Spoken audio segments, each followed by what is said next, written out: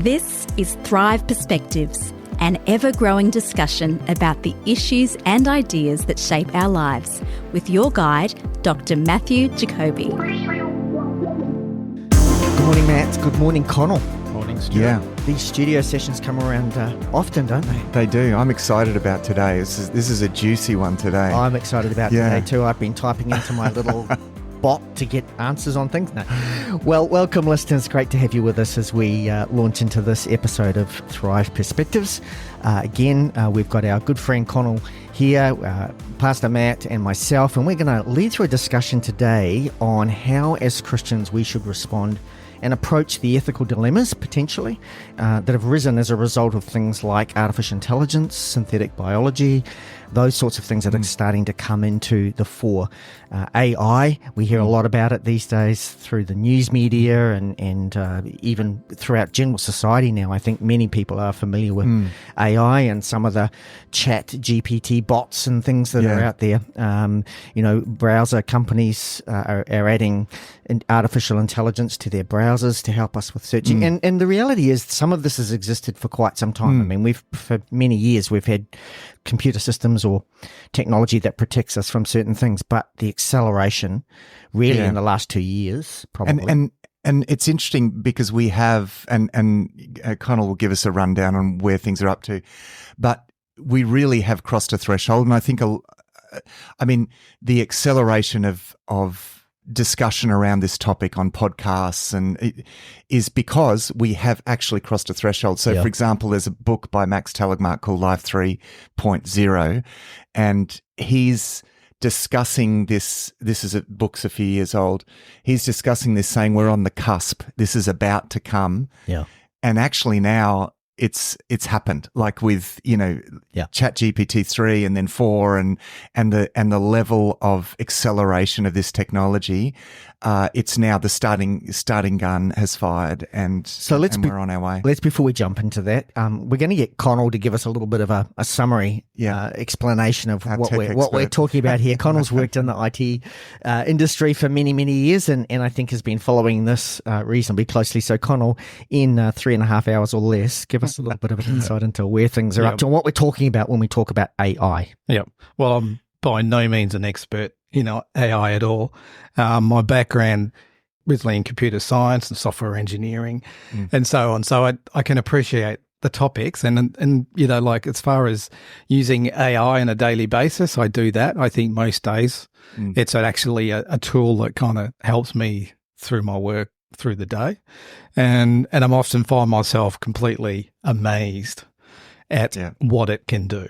Like, me too. Scary. It's scary, And other times I'm kind of disappointed in it as well. It's like, really? That's a pretty bad answer. It's got a fair bit wrong. Yeah, I've had to correct mine a few times, I'd have to say. You go back and go, hang on, no. And it goes, apologies, you're right. And it says that even if you're wrong, though. Don't insult it now, guys. It's listening to us. That's right. It's 5 years' time. It'll just destroy you for saying that. It'll be on record. So there's definitely... you hear a lot of people out there too talking about it, and there's a lot of hype that comes with it. People talk about it that AI is going to take over the world and replace us as humans and so on. And then you get the other side of the equation, which is that it's nowhere near as good as it's made out to be, and it's all kind of marketing spin. And there's some truth in both sides. It's not as good as it is often made out to be. And in other ways, it's incredibly more powerful than probably even the creators of it thought it would have been.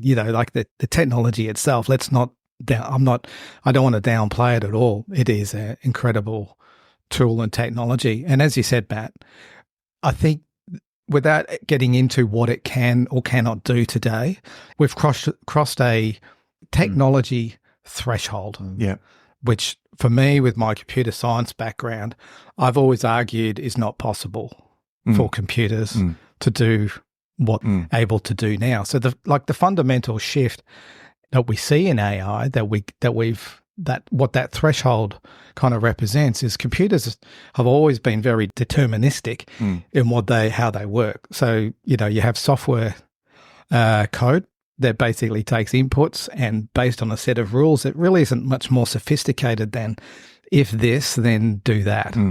And some really basic arithmetic that goes in there. And everything is built on that. And then so that gives you a set of outputs. Now, at no point is the computer ever thinking for itself. It's just blindly following a set of rules. Yeah. So what if we define what the inputs and what the outputs are going to be, and we just create the software to allow that to happen. The difference with that with AI is that we're not really defining the inputs and the outputs. We're training the computer to have some capacity to figure things out for itself. And to evolve its own intelligence. Yeah, and obviously the key word is artificial intelligence because we would say it's not real intelligence in the way that humans do it, but whether it's real or artificial, if the end result is the same thing. The power is there, Essentially, it seems that computers are able to figure out things that we've never told it. Yeah. And this is where some of the philosophical debate is around, what is intelligence, and even, I mean, the consciousness thing is a thing that we'll visit. Yeah, we could touch on that. Yeah. And so the ability then for computers to sort of reach into the area of intelligence is as you say, a big opens up a whole minefield of philosophical questions and potential ethical dilemmas there. The artificial intelligence that you see today in computers is nothing compared to the intelligence of the human mind. But the difference is the artificial intelligence can consume so much more information. Like these things are learning by reading news articles, research journals, constantly, blog articles, everything that's been published online, they're consuming it. It's not possible for us to consume all of that as humans. It can process it far, far quicker than what we ever can. And it can be so much more accurate and precise at doing it than we can as humans. But also, to help illustrate that a little bit more, it's a centralized pool, whereas if we could combine all of our intelligence, we would have that, but we just aren't combined, whereas this is all this information coming into essentially one central place and being accessible to... Maybe it's even more than if we were to combine even the intelligence of the world, because we're able to take all of that and then we're able to compound and build on it and keep building on it and keep building on it. So it's not like we die and take our knowledge with us. It kind of keeps compounding and keeps learning. So what we're seeing is the ability for computers to kind of learn and be able to assemble vast amounts of information and see context and connect ideas from disparate sources and even draw conclusions. Yeah.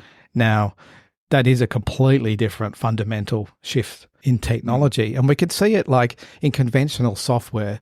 There was always like a classical problem of even like doing image recognition. Like if you wanted to teach a computer how to recognize a dog in a picture, you show it a picture of a dog. But if you then show it a picture of a dog but taken front on instead of side on, you'd have to teach it how to maybe rotate this image in some sort of 3 dimensions in order to understand how to see the dog. And then you got brown dogs and big dogs and dogs and it just goes on and on. And so for computers to learn those kinds of intuitive... And just an aside on that, just for a curiosity point too, when you get prompted the little pictures, where's the stairs in these pictures? That's Google feeding that information because it's giving you pictures of dogs from every different angle and it's getting a human to say which is actually a dog and which isn't. And that's informing the AI that sits, for instance, in Google, but there's lots of other ones. That's dealing with a human. The computer's being told what a dog looks like, side on, front on, back on, because we're having to pick pictures that have a dog in it and pictures that don't have a dog in it to get a log on to something. Yeah, that's right. Yeah. And that information is helping inform the computer what a dog looks like from every angle. Train the computers in the background. We're training them essentially. Yeah. Now, if you were to take a young child and show them a picture of a dog, you might show them 2 pictures of a dog and forever they'll recognize dogs. Doesn't matter what shape or size or what angle. Yeah. Like the capacity of the human brain is so vast in comparison to computers, where computers have to process like millions of images of dogs. I have seen dogs, by the way, that I've looked at and thought, that is not a dog. Yeah. All right. Sorry. Excluding you, Matt.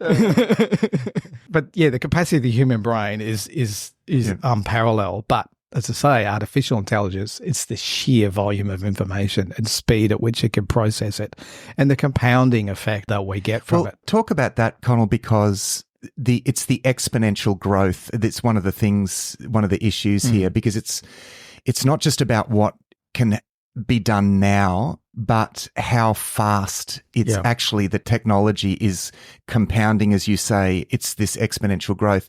The illustration that or the example that I heard is the difference between ChatGPT 3, which is ChatGPT as a AI, and ChatGPT 4.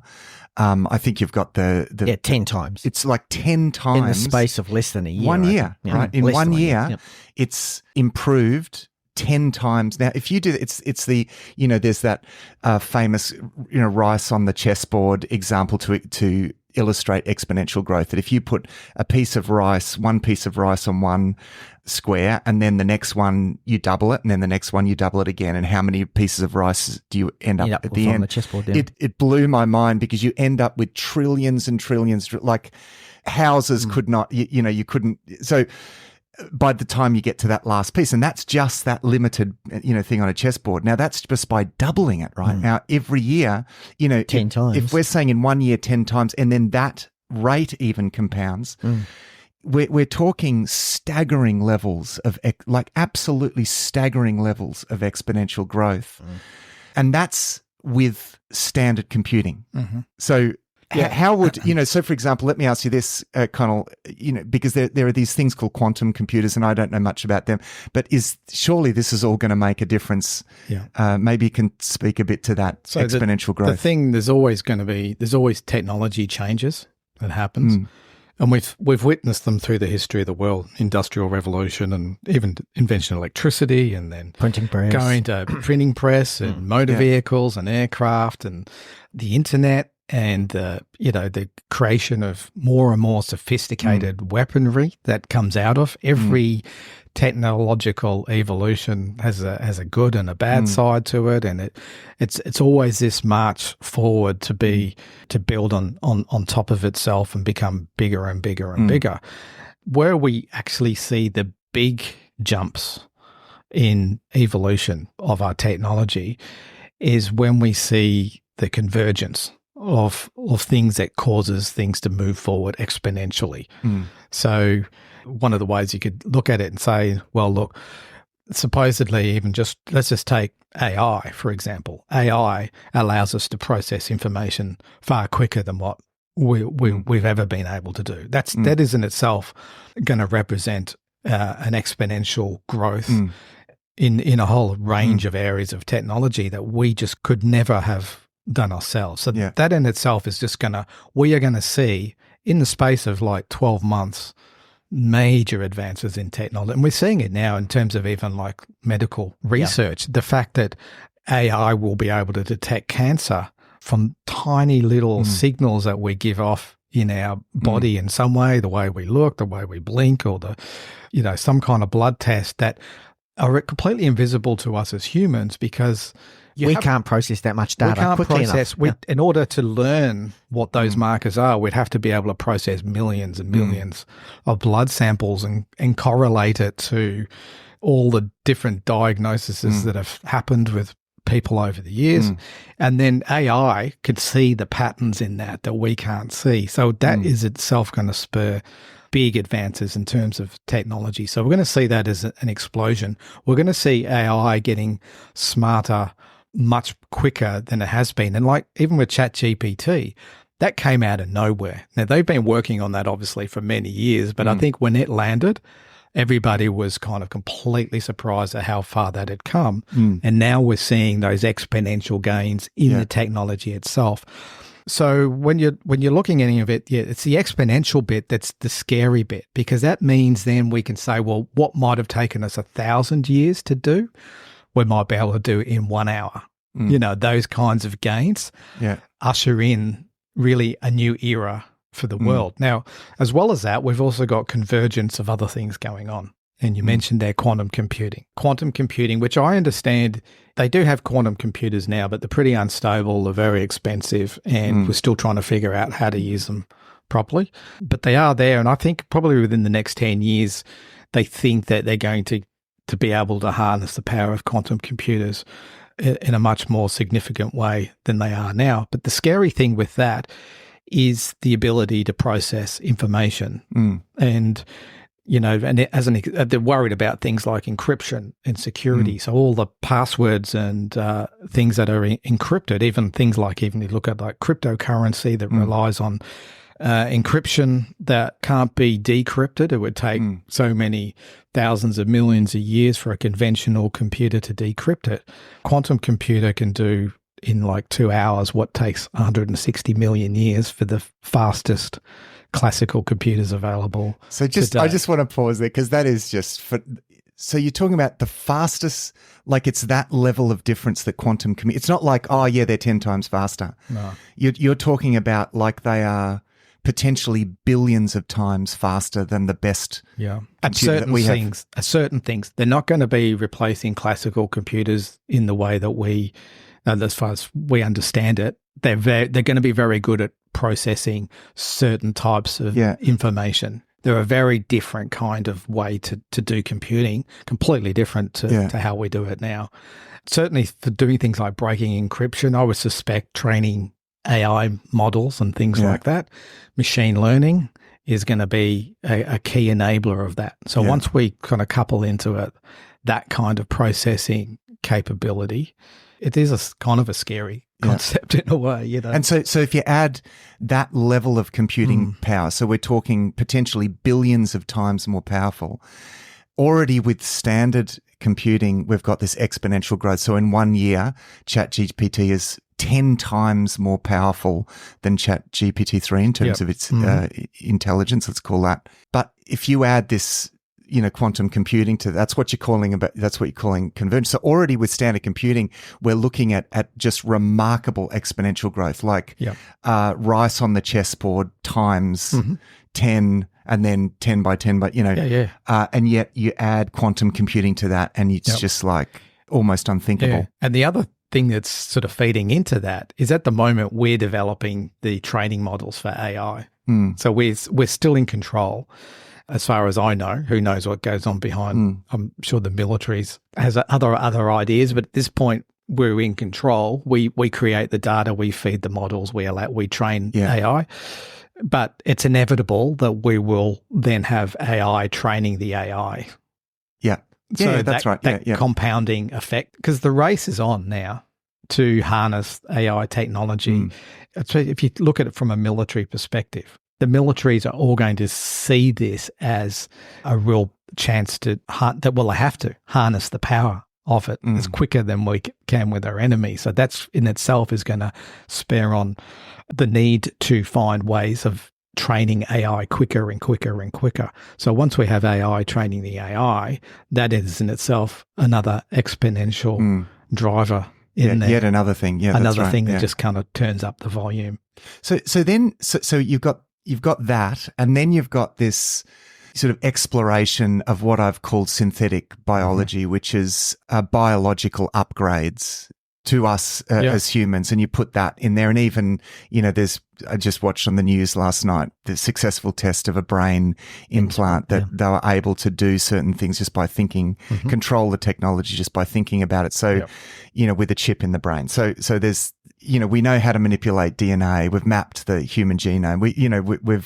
So there's obviously this now converging as part of this as well, this issue of synthetic biology. Yep. So that whole area. So now when we're talking about AI, most people's experience of AI is like ChatGPT, and you go in and you can have conversations with it, and you feel like you're talking to a real human. And then we start taking it out of just a computer we interact with, and we put it in vehicles for self-driving vehicles, and then we can put it in machines. The military uses it now in drones and unmanned warfare and so on. So AI is able to make decisions in warfare that we can't make as humans, and they can be making those decisions as it's flying over and looking for targets and things like that. So we're planting it into machines, and then the next step will be, we're already looking, we've got automated robotic vacuum cleaners and lawnmowers, and then I don't think we're too far off from having like home robot butlers that can take care of doing other tasks around the house. So we're gradually transplanting AI into robots, robotic forms. But the other part of it is as well giving us as humans superhuman powers, and that's the merging with genetic engineering and since hybrid they call it, with transhuman and hybrid machines, where we're blending AI and embedding it into human beings. In a way, we're already doing that even just from the internet. We're already like supercharged humans compared to where we have been, but actually taking the capability of AI and plugging it into us in our some sort of biological integration, that's a whole other thing as well that they are working on as quick as they can. So all these things are all being driven by the way that I kind of see it. We've got the technology there, like the genetic engineering, synthetic engineering, AI, and quantum computing, just to name three. And then sitting over that, we've got a whole range of geopolitical forces going on with globalization, whether it's climate change, whether it's terrorism and the threat of war and instability in the world. So we've got a lot of dynamics at play that is creating a real imperative and urgency to harness these technologies as quick as we can. And then sitting above that is, of course, our human predicament of greed, power, and control. So if you think of that pyramid, and down the bottom, without getting into what AI can do today and what it's going to do tomorrow, the cat's out of the bag. We've now got technologies all converging that allows us at the top of the pyramid, the pursuit of evil, to be amplified in a way that's faster and more dangerous than at any other point in history. The point that you just made is a point that Mustafa Suleyman, in his book The Coming Wave, which is a recent publication by Penguin Books, he says pretty much something like that. The cat's out of the bag now, and we can't put it back in the bag. You can't really. And he discusses the fact that, and in fact, I listened to an interview with him, just a recent interview, because of course this is moving so far, even since the publication of that. This is the thing, is that each week you've got these weekly developments now. And so even since he's written that book, there are developments. So, they're trying to put parameters, like Europe and America are trying to put parameters in place for this. But then, they don't know what China, for example, is doing or not doing. And so you're in this, because we live in a globalized world and no one has the monopoly on this technology. You do sort of enter this race, and the fact that we're in a militarized world, there's inevitably going to be this race. And he describes himself, Mustafa Suleyman, he describes himself as a techno-optimist. So he says, I'm not a Luddite, and it's a sort of anti-technology. He said, I'm an optimist, but even he said, I can see some real challenges here. Yep. And this is, it's partly why he writes the book, because it feels like a doomsday book. And he's saying, no, I'm a techno-optimist, but as human beings, we need to recognize sort of together the risks here, so we can do what we can to get on top of that. And of course, the human predicament doesn't make us good at that. Yeah, that's right. I was going to say, I'm not sure that's as a Christian with my Christian worldview, I'm thinking, there's a bit of that's being very optimistic about human nature, and I just don't quite share that optimism. I am optimistic, may I say, and I'll just drop this in the middle before we continue this conversation. I'm enormously optimistic. I see in the midst of this, the kingdom of God starts like a seed and grows into a tree. We know the end of the story. Yeah. Whatever's going to happen, the kingdom of God is going to flourish in the midst of this, right? And so let's just hold on to that, when we're part of God's purpose, and we see this throughout the Bible. On whatever you're reading of the Bible, it's, Jesus is Lord. Yeah. He's on the throne, and often he lets these things happen. And we know at the end, certainly in the book of Revelation, the church doesn't end up with sort of political power as such. It's actually the beast out of the sea and the Antichrist. And so in that sense, there are these hostile kind of, religio-political sort of powers in the world. And yet, alongside that, the church is rejoicing and singing about victory, and it's a wonderfully optimistic. So you get this sort of polarized effect in the book of Revelation, where on the one hand, the world system is sort of come together as one, and you almost get this sense of technological, some level of almost self-deification. Humanity is managed by this stage to almost deify itself, which is interesting actually in the light of Yuval Noah Harari's book, Homo Deus. He's, one writer that sort of addressed this even, sort of pre, I guess, us crossing the threshold, which is only a few years ago, I may say. And he was already contemplating this. And the title of his book, Homo Deus, is addressing transhumanism, saying we're going to move from being Homo sapiens to Homo Deus, which means we're going to be like gods, basically. We're going to become gods. And I mean, that feels like the book of Revelation. Like it really feels like the book of Revelation. And we've got to be careful as Christians we don't respond, oh no, like that makes me feel afraid. No, if that's the case, then we're going to be rejoicing. Like there's going to be some heart, like, look, if our hope is in this world and in the stability of this world system, there's not a lot of hope there, but our hope isn't in that. Our hope is in Jesus. Seek first the kingdom of God and his righteousness. That's the sure thing. The kingdom of God and his righteousness is the sure thing. So I put that there because I think it'd be good to talk about, where could all this go? I feel like we're now sort of plummeting towards something that looks very dystopian, potentially, if you combine all of this potential technology with what we understand about human nature and power and the inevitable inability of human beings to bring about a utopia on earth. So as Christians, I don't think we can't rest back on that idea of humanistic utopia. That's not our worldview. And yet we hold on to hope in the midst of that. But hope is, the very definition of hope comes from that groaning at the state of the world, and it's allowing that to lift our gaze from, sort of delatching ourselves from this world system and putting our hope in the kingdom of God. And so hope is inspired by a sense of realism about the plight of humanity and the human condition. So I think we need to be prepared to expect, in some senses, the worst when it comes to the world system, whilst being prepared as Christians to be the best possible influence in that. So maybe we can talk a little bit about where we see all this going, because I don't know what your thoughts are, but it looks pretty messy to me.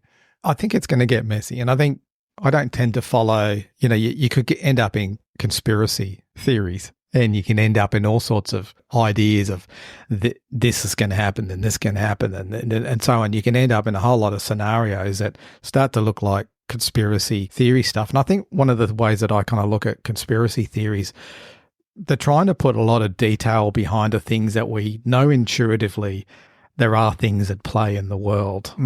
They point to the fact that there are some dynamics that are the things that are happening that we should be concerned about.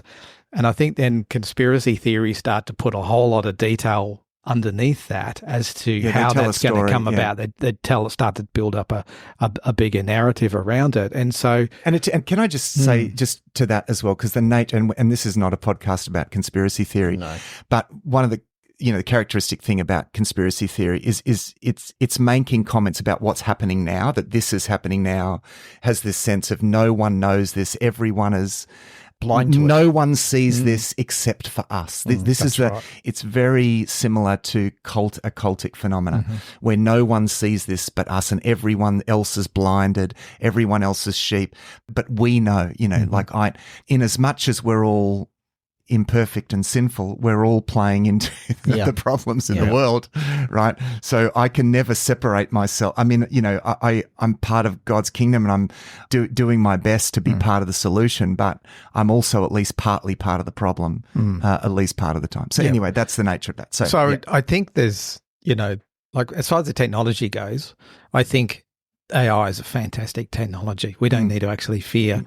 I don't think we need to fear any technology, because I said before, like all technology every progression of technology is harnessed for good and bad. So the technology is never the problem. It's always the bigger problem with humanity anyway as a whole. So how we use it. Yeah. It's how we use it. And the problem is that it's an amplifying, accelerating effect, I think, is what we're seeing with the convergence that's coming now.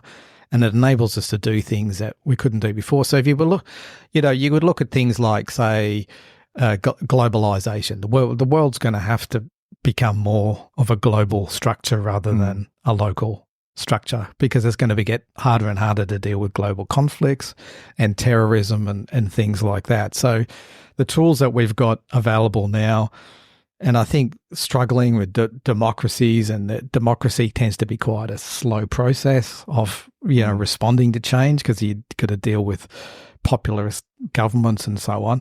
I think as changing geopolitical things start to happen, the only way we're going to think we can probably solve the problem is to sort of centralize some of the control and the response. So we'll probably end up giving up more to centralized decision making, and tools like AI information technology and communications technology has allowed the world to become a much smaller place. So we can see all of that happening anyway in terms of all of that kind of stuff with finance and so on. So ideally, if you've got terrorists, instead of going and bombing, flattening a whole city to try to kill the terrorists, it'd be a lot better if someone in a control room could press a button and turn the terrorists off by cancelling their bank accounts, for example.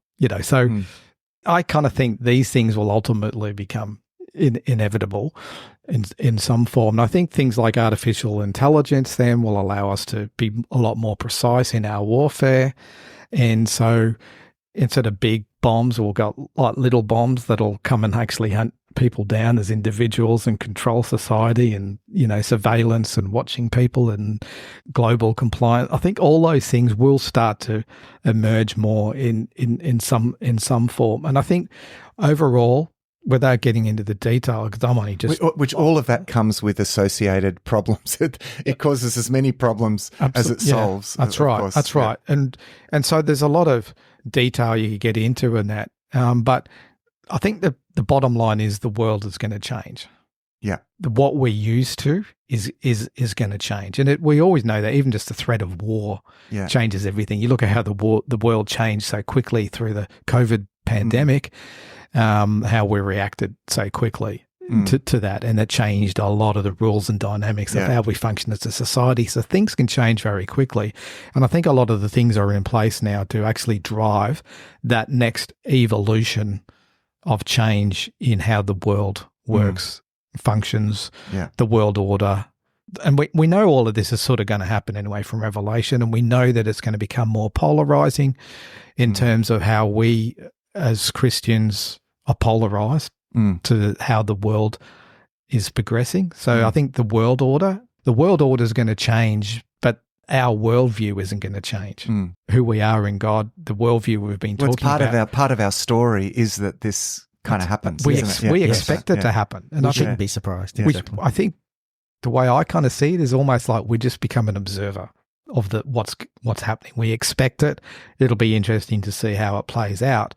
The problem is we have to dig into our worldview, which isn't going to change, but we will become more polarized, I think, because I think in order to participate in that kind of new world that we see it's going to come, we will have to give up a lot of our perceived autonomy. Yeah, that's probably a good word. I was going to say rights and freedom. Probably won't be that way. It'll be more our autonomy a bit into more centralized systems with technology will be able to keep us safe and sort of work together. And I can't help but think of Brave New World, Aldous Huxley's Brave New World, where it's a dystopian novel that pictures a technological society that produces maximal pleasure for all of the citizens of the world.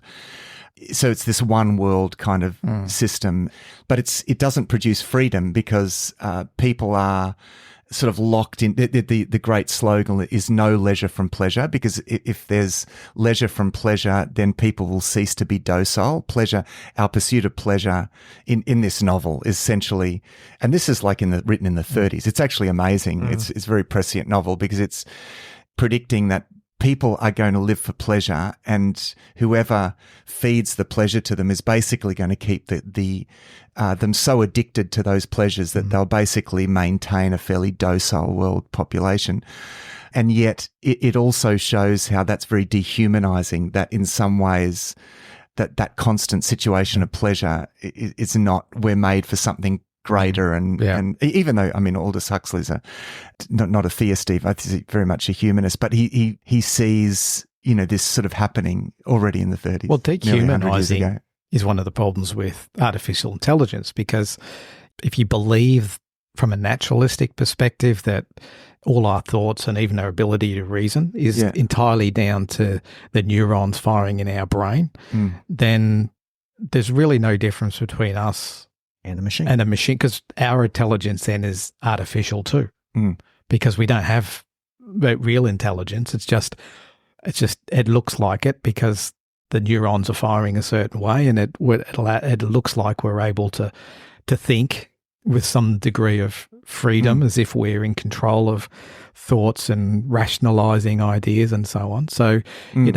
maybe our intelligence as well is artificial in a naturalistic worldview. And really, in some ways, well, all the artificial intelligence systems are based on something called neural networks, which is a simulation of the how the brain works, the neural pathways and so on. So we're trying to model the brain anyway in how it works. So if we build up intelligent systems using the same model, what is actually then the difference between artificial intelligence and our intelligence? Now, I think from a Christian worldview, I would say that I think our ability to reason and to think isn't just based on the neural pathways, but there's a soul, a spiritual aspect to that. There's a me that isn't completely defined by the processes, biological processes of my body. So even when I have thoughts, it's not just because neurons are firing a certain way.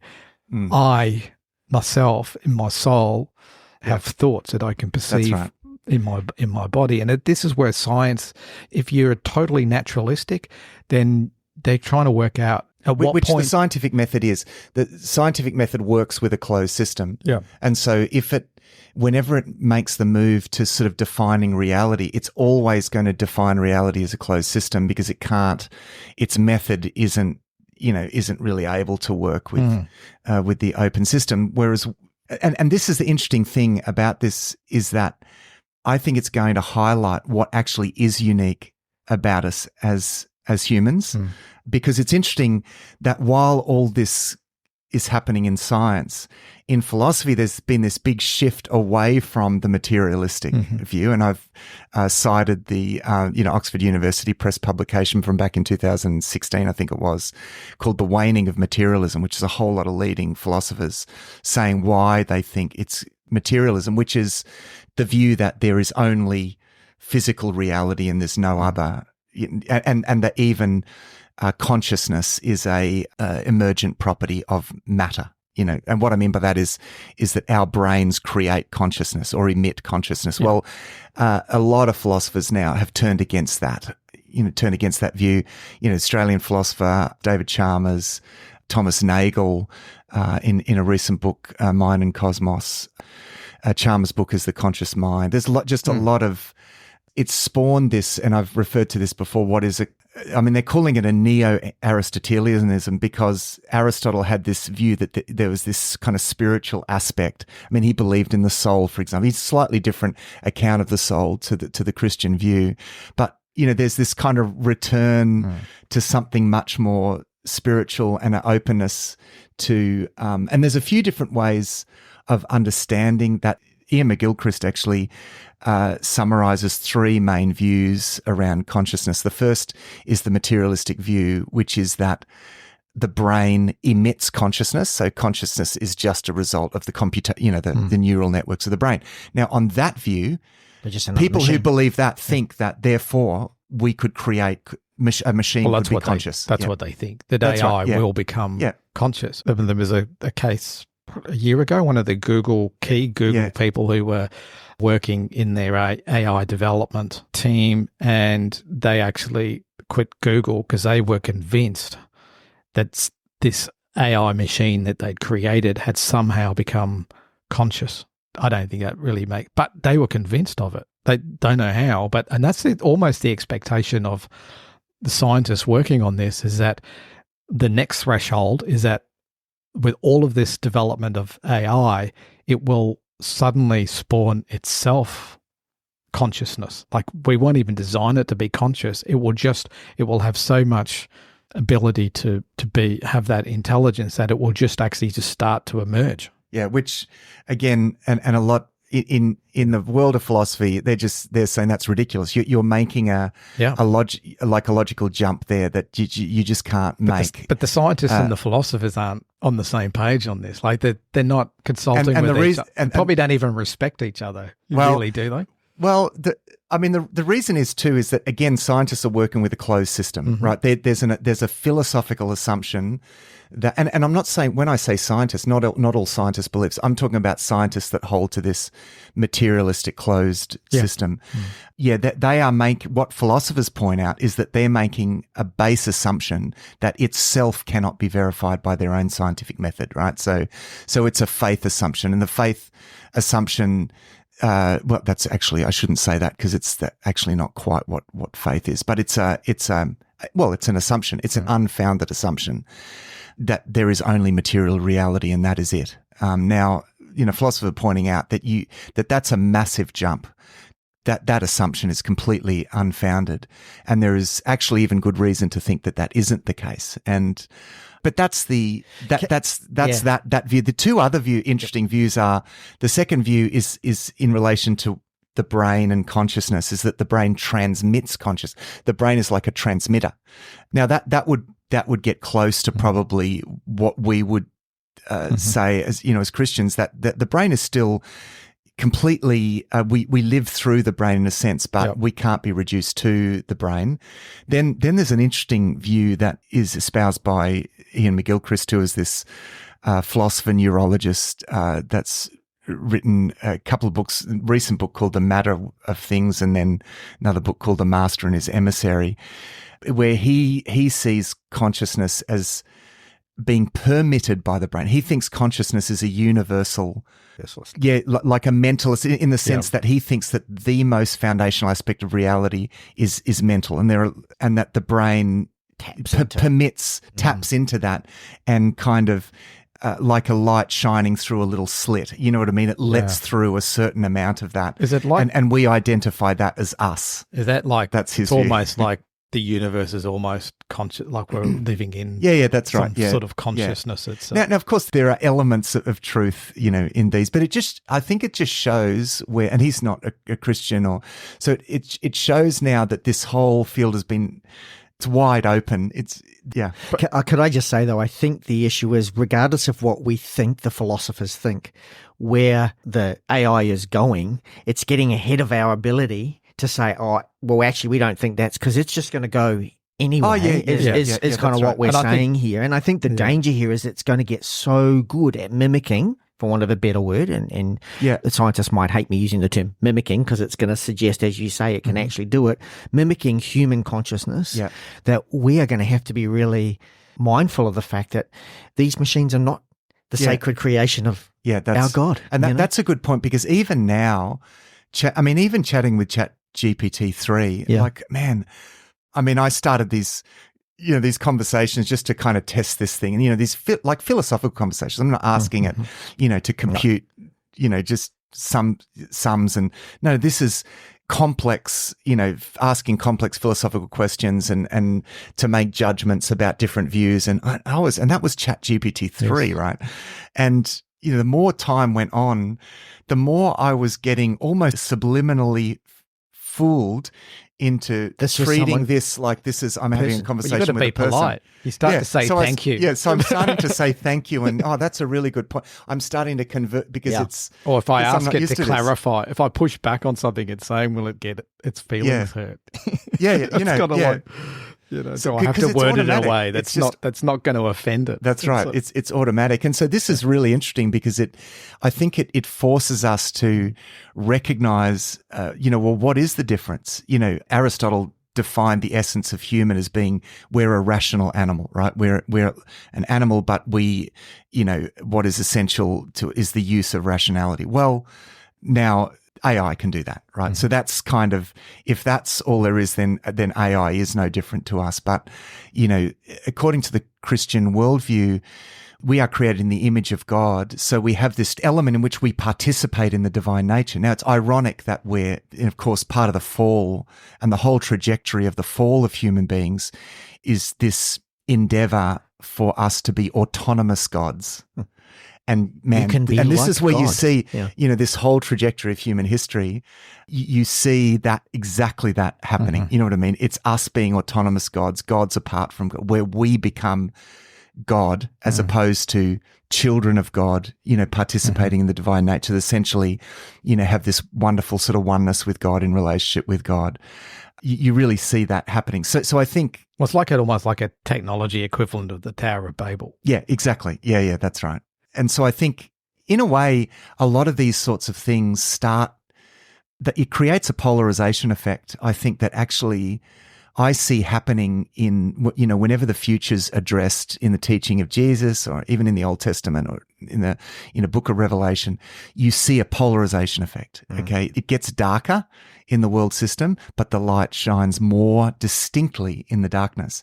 So I think, part of this is that we have, the more technology advances, the more I think we will be faced with questions around what are we and what is the meaning of life. I think those questions will press. I feel like already now this is happening, and it's being noted that people are starting to ask more spiritual questions. The more technological and sort of non-human that we get in that sort of sense, the more we're asking questions about meaning and human existence and what are we and human consciousness. And this is a really interesting time to be a Christian. So I'm thinking there too that despite how hard we often complain or think it is to be a Christian in society nowadays, you can be a Christian pretty easily, at least in our culture and society.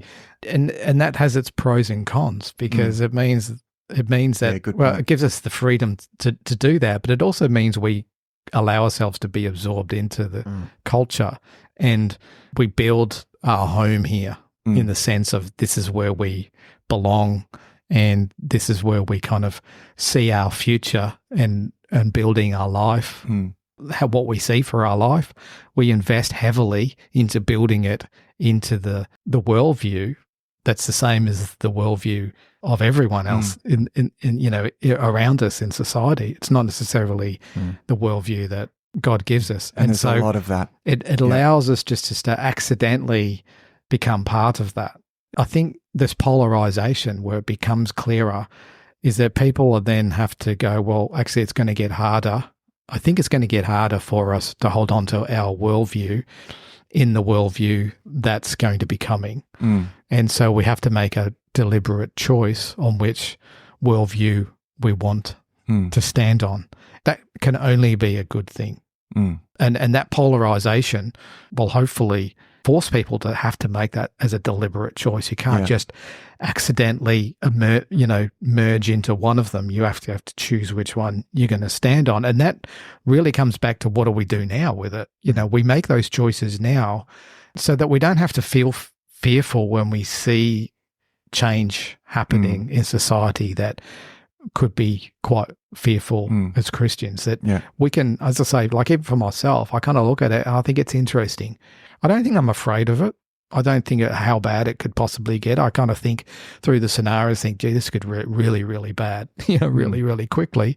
But I'm actually not. I don't think I'm afraid of it, because I think as long as you can kind of get that, what worldview are you going to anchor yourself into? You've got to be, you can almost stand back a bit and go, well, it's happening. I can stand back and observe it and find it interesting, but not be so invested in it that I become fearful as things are being taken away from. I think that's been really the purpose of the whole series that we've been doing, is trying to understand what is it we believe about who God is and how that impacts our lives, and why do we believe that. And I think, your comment before about getting to the place of recognizing we're not meant to like it here. That whole illustration you've given a number of times through this series, Matt, about this is a mission field. We're dropped in, we've got a job to do, and then we're going to get lifted out.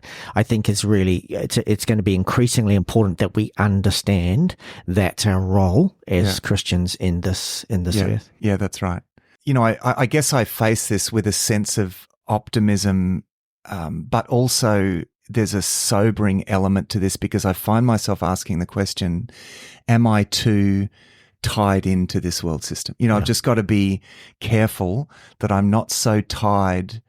I mean, and this is the problem, is that we all are to some extent. Like when I hear, about, the wars and rumors of wars and all this, it's like, but what about my superannuation? Like, how's the economy? Is this going to, and then I double check myself and think, oh man, I've got to not put my hope in my superannuation account, in my investments, and there's nothing wrong with being invested in that sort of pragmatic level, because we're meant to participate. We're not meant to be a monastic community. We're meant to participate and be in there, in life, in the world, be in the world, but not of the world.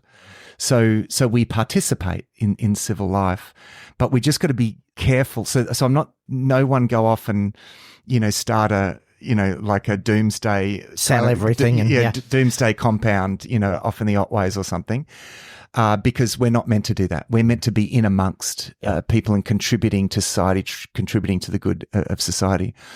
But in that, we need to be careful that we're not getting so invested that we're really hoping in this, that we're saying, oh, gee, I hope this, I hope everything goes well. Yeah, and everything gets well. And we can find ourselves hoping for that humanistic utopia. I mean, when I read books like Steven Pinker, he's a sort of classic optimistic humanist, and, will come up with all the solutions to our own problems in his book, Enlightenment Now.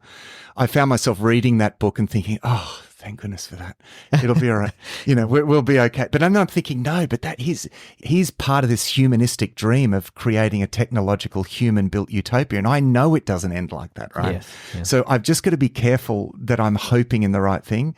I think that's great. And the three words I use, self-worth, security, and significance. Yeah. Where do you find your self-worth, your security, and your significance? That's right. And really, if it's in anything other than Jesus, you're going to be disappointed. That's right. And for me, it does actually, all of this has this polarizing effect, because it takes me back to the pathway of the purpose of God, because the pathway of the purpose of God has flourished through all of the changes through human history, all of the changes of empire going right back from the time of Abraham, all of those times when even God's covenant people should have been wiped out again and again. They were the only ones that survived. Like the Babylonian Empire, the Assyrian Empire, the Persian Empire, those have risen and fallen. The Roman Empire, the church, flourished to the Roman Empire. The pathway of God's purpose has been a straight way right through the midst of absolute chaos of the rise and fall of the world system.